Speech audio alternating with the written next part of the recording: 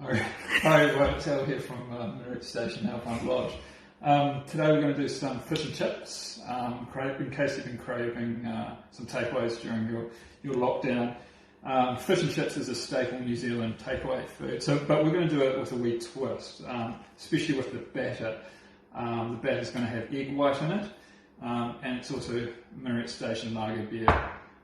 The fish that we're using is blue cod. Blue cod is a predominantly South Island New Zealand fish.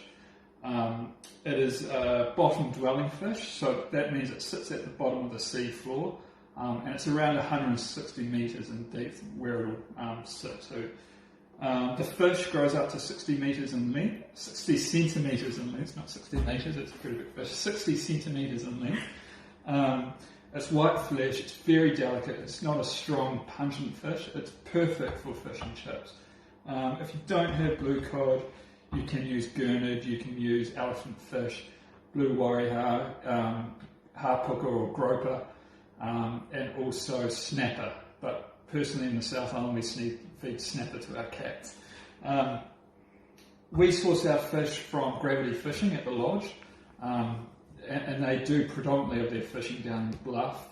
They focus around Dusky, Fiordland, even around the east coast of the South Island. And with their fish, they do not gut their fish. They catch their fish on a long line using hooks, so no nets involved.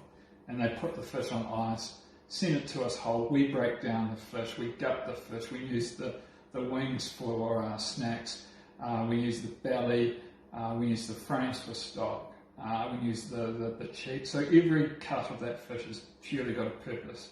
But anyway, we're going to focus on the fillet, and I'll get cracking with the batter. So I'm just going to make the batter. I'm going to start with the egg white. Just separate the yolk away from the egg white. Egg white goes in there. And we're just going to give it a whisk. And it just breaks up, it aerates the egg white.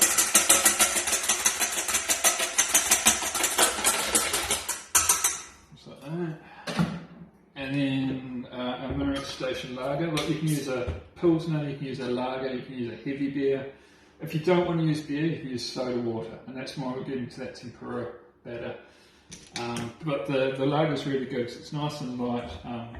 There's some good flavours of malt in there. We'll put our flour in. It's just plain flour and then our Minaret Station lager. So how much flour have you put in? That's about half a cup. Now you might need to add more or less as you go. But the consistency you want is you don't want it too thick and you don't want it too thin. So you might need to add a bit more beer along the way. Now with these fish and chips, we're going to serve it with a homemade tartare sauce, and a tomato salsa with a bit of watercress soaks. And that'll just help cut sort of the richness of the fish and the heaviness. So that batter is just about right. If you can draw a number 8 in your batter, then you're on the money. So we'll just put that aside. And now for the chips. So these are Agria potatoes. They're just washed. I've left the skins on. And that's just going to help that crispiness of that. And what we're going to do, we're going to do nice, bit of like shoestring, or what we call French fries. Big chunky sort of matchsticks. It's not too chunky, but the reason why I do it like this is that the chip will cook quicker and it stays crispy. Now these get blanched first at 140 degrees, and that's just to solely cook the fish, cook the chip. And then we turn up the heat to 180 degrees, and then they'll crisp up. Mix it. Right, so the chips are all done. We're just going to soak them in a bit of cold water, and that'll just stop them from oxidising and going through. set those aside. And then we're just going to make the tomato salsa. So I've just done a bit of prep work in advance. So we've just got a few different tomatoes there. Heirloom tomatoes, so we've got some yellow tomatoes, vine ripened tomatoes, some cherry tomatoes, some grape tomatoes, just a wee mix. In here we have coriander, some nice chilli, some red onion and some Spanish onion or green onion. Just going to chuck all that in there.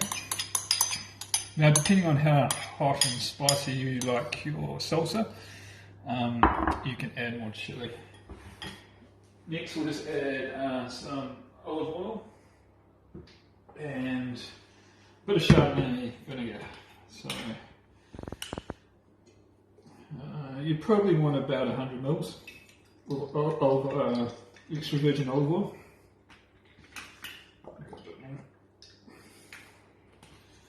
And just a little dash of Chardonnay vinegar. And that's just going to help with the acidity as well. And a squeeze of lemon in there.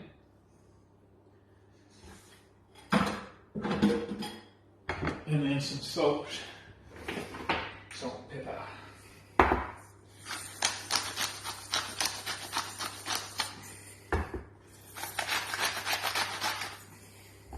Lovely. Now that can sit aside. Don't mix it yet. Just set it aside, and we'll mix it just before it goes out, or just before it's plated. For the tortilla sauce, again, we'll just to save a bit of time, just prepped up some diced fennel, some gherkin. We have some fennel, some Spanish onion, some tarragon, and some lemon zest. And that just goes in a bowl. That can all go together. With that gherkin and our diced fennel. And this is our tarragon, our lemon zest, our Spanish onion, and a bit of dill from the top of the fennel there. Again, a bit of salt and pepper.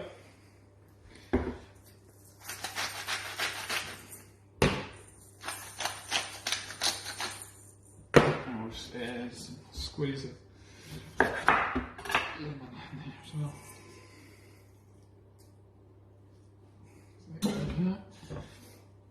And then we're just going to add the mayonnaise. Now, I use this Best Foods real mayonnaise. I personally think it's the best mayonnaise on the market at the moment. But you can use any mayonnaise you've got at home, it's fine. You probably want about 2 to 3 tablespoons in there, big tablespoons. And just give it a good mix.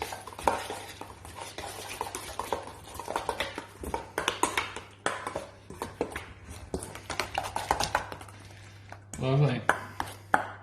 So that's good. And that go back in the fridge and just set aside until you're ready.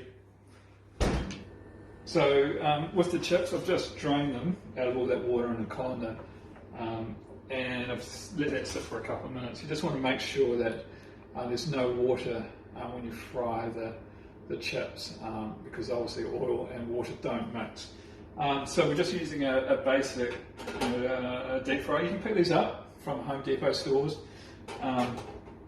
Now, if you don't have one of these, you can use a pot. An iron cast pot's really good, but this is the preferred method. We're just going to blanch these at 150, or between 150 and 160. Now, this shouldn't colour them too much. You're just trying to cook the potato. And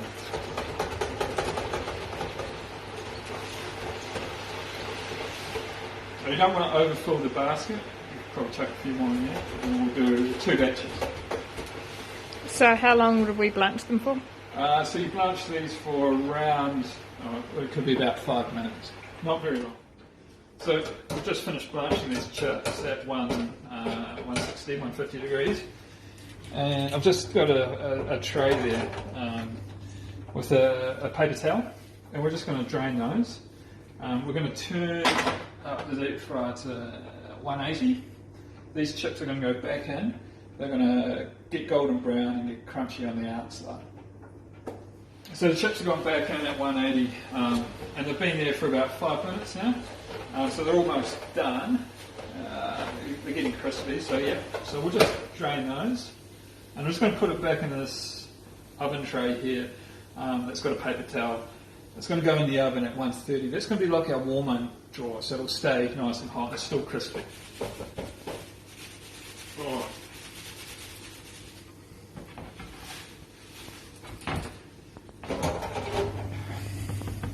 And then straighten out. Now for the fish, so our batter's ready, our fish is good.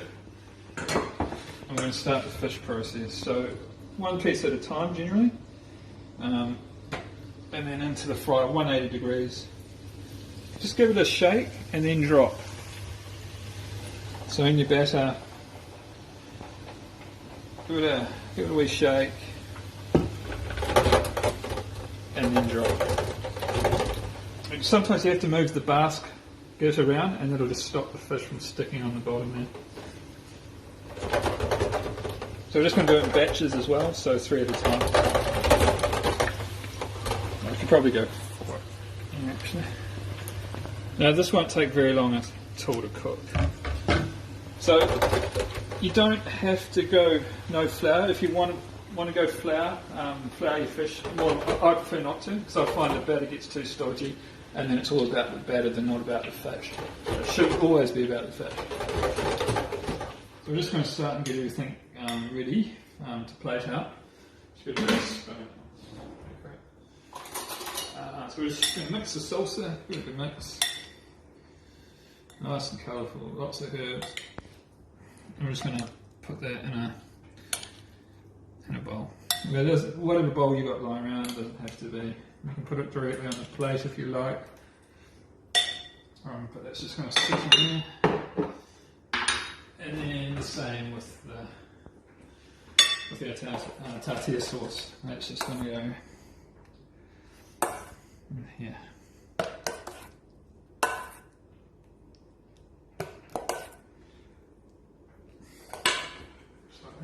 So fish is done, and you can tell by how golden it looks.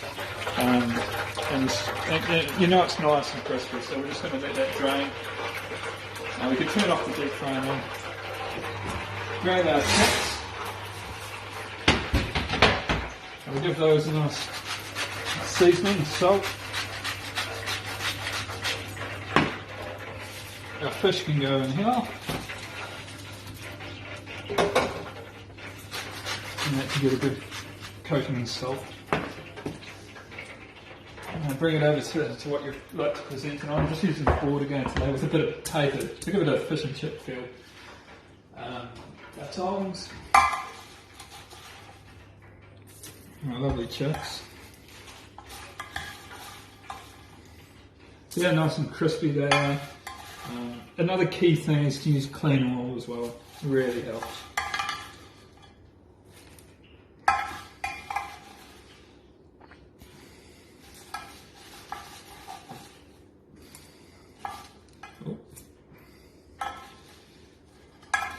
We're just going to put our beautiful fish on top. Look at that. Some nice lemon wedges.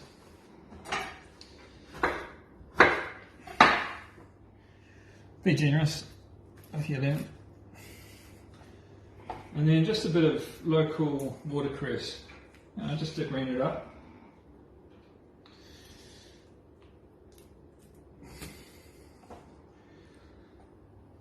So this is homemade fish and chips, and it's taken to the next level. You got the lovely salsa, homemade tortilla sauce, the chips that are sort of nice and skitty, nice and crunchy, the beautiful blue cod, and some local watercress and lots of lemon. Grab your tomato sauce, your what is tomato sauce, or your favourite other toppings, some malt vinegar maybe for your chips. To me, this is essential kiwi fish and chips at the beach, and it does remind me of times that my grandfather took me out to Kaikoura and we ate fish and chips on the beach. So enjoy it.